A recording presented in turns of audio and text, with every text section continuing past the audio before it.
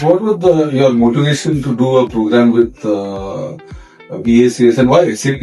You must have had some options before that, yeah. Yeah, so like first thing I will explain about like why I choose the SAP. So like even I'm from the non-tech background, like I'm from the Bachelor's of Commerce, but like I feel like I should learn something technical or like which will help me to like build the skills and like secure my future.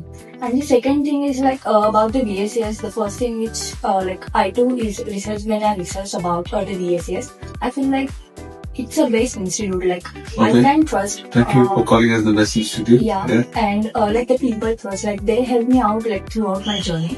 Like from giving me the training, like how the things have worked, like how you should like worked on the software. Like they have done lots of things for me.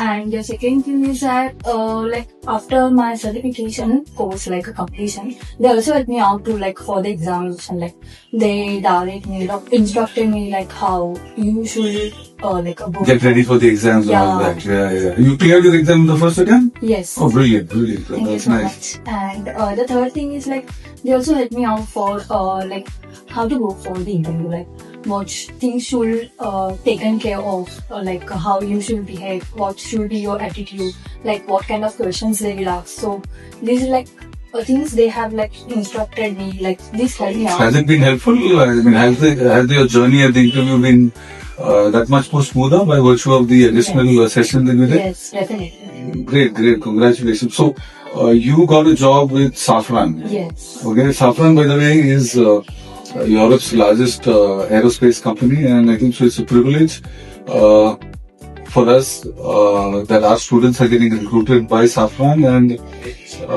our best wishes to you. Thank you. Yeah, and what would you like to tell people who are planning to build a career in SAP? What's your message to them?